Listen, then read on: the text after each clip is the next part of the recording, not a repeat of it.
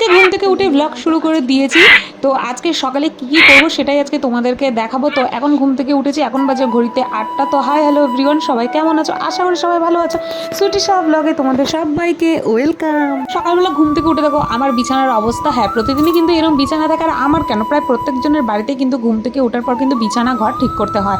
তো আজকের ওয়েদারটা হালকা হালকা বৃষ্টি পড়ছিল, এই যে দেখো মেঘলা মেঘলা করছে আকাশ। তো এখন আমি পুরো ঘরটা গুছিয়ে নিয়ে ঝাড়টা দিয়ে দেবো, যেটা আমার প্রতিদিনেরই কাজ থাকে। তো প্রথমে আমার মতো কে কে আছো যাদের জীবনে কোনো কিছুই থাকে না, ওই ঘুম থেকে উঠবো, উঠে বিছানা গুছাবো, রান্নাবান্না করবো, এইসবই থাকে।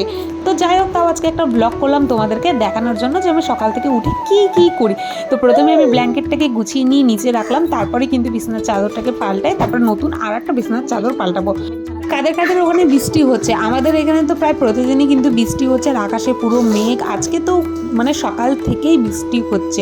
তো মশারিটা আমি ড্রেসিং টেবিলটার উপরে উঠিয়ে দেবো, প্রতিদিনই কিন্তু আমি এটা করি।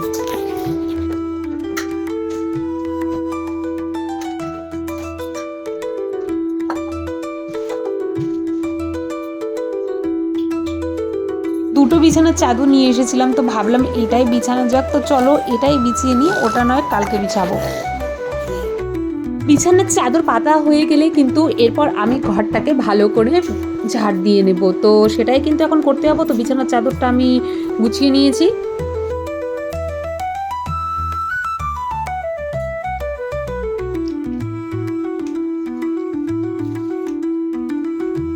আমি কেন, প্রতিটা মেয়ে কিন্তু ঘুম থেকে উঠেই কিন্তু আগে নিজের ঘরটাকে ভালো করে গুছায়। তো আমার কিন্তু একদমই সব কমপ্লিট হয়ে গিয়েছে, বিছানার চাদর থেকে শুরু করে ঘর ঝাড়া থেকে শুরু করে একদম কমপ্লিট হয়ে গিয়েছে। আর এখন যাব হচ্ছে একটু বাড়ির পেছনে। তো তোমাদেরকে আজকে সেখানেই আজকে নিয়ে যাব। তো চলো, এই যে এই গাছটা যে দেখছো, এই গাছের নাম হচ্ছে নাগদানা পাতা। তো জানি না এই গাছের নাম আরও কি কি আছে, কিন্তু কেউ যদি কোনো জায়গায় যায়, কি অমাবস্যা হোক বা কোনো শনিবার মঙ্গলবার হোক, তখন কিন্তু এই গাছের পাতা তুলে নিয়ে যায়। শুনেছি এই গাছের পাতা থাকলে নাকি কোনো খারাপ অশুভ বা যাই হোক ভূত প্রেত কোনো কিছু ধরতে পারে না। তবে কিন্তু এই কথাটা আমার নিজের না, এটা কিন্তু সবাই এখানকার মানে, আর প্রতিটা বাড়িতেই কিন্তু এই গাছগুলো আছে। আর এই পেছনটা দেখো, এটাও কিন্তু আমাদেরই। তো এর পেছনে আরও বাঁশঝাড় আছে। তো আমরা কিন্তু এদিকে যাওয়া আসা করি না, দেখি এতটা জঙ্গল। তো যত রকমের নোংরা আবর্জনা সব এর পেছনেই ফেলা হয়। তো আমিও এসেছিলাম, তো আমাদের যত বাড়ির নোংরা আবর্জনা, বা আমরা অনেকগুলো ফ্যামিলি একসাথে আছি, তো এখানে সবাই কিন্তু নোংরা আবর্জনাগুলোই ফেলি। আর এই যে দেখো আমাদের বাতাবি লেবুর গাছ।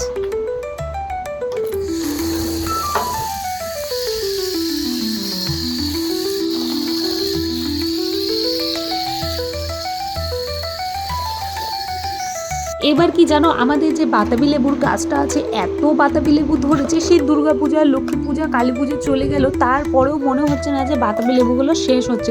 তো বাড়ি থেকে অনেকে কিনে নিয়ে যায়, কোনোটা 10 টাকা পিস, কোনোটা 20 টাকা পিস। কিন্তু কলকাতাতে বাতাবি লেবু এক একটা 50 টাকা 60 টাকা করে কিন্তু আমরা কিনি।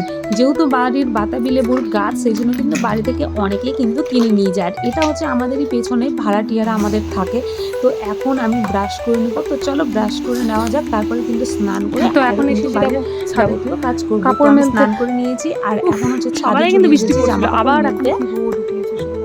তোমাদেরকে তো বললাম যে সকাল থেকে আমাদের এখানে বৃষ্টি পড়ছে। তো পুরো সকাল রোদ থেকে কিন্তু উঠিয়েছে। মেঘ ছিল, এখন কিন্তু আকাশে আবার রোদ উঠিয়েছে। তো যাই হোক, কাপড়গুলোও কিন্তু শুকিয়ে যাবে।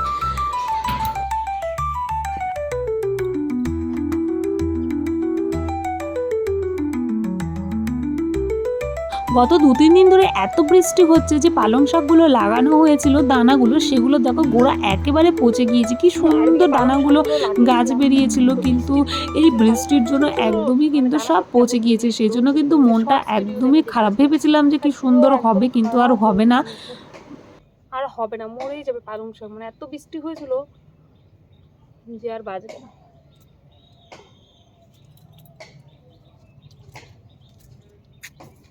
কি রোদ, মানে আমি তাকাতে পারছি না পুরো একদম।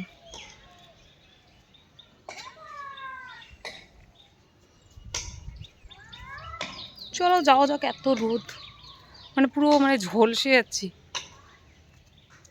সকালবেলা আমাদের বাড়ির যে লক্ষ্মী পুজো, সেটা কিন্তু করা হয়ে গিয়েছে। শাশুড়ি লক্ষ্মী পুজো করে নেয় সকালবেলা উঠেই। আর এদিকে রান্না করেছিল হচ্ছে ভাজা, আর এদিকে ফুলকপির তরকারি করেছে। এটা হচ্ছে সকালবেলার রান্না, কারণ সবাই সকালবেলা ডিউটিতে যায় খাবার নিয়ে, দুপুরে কিন্তু আলাদাভাবে আবার রান্না করা হবে।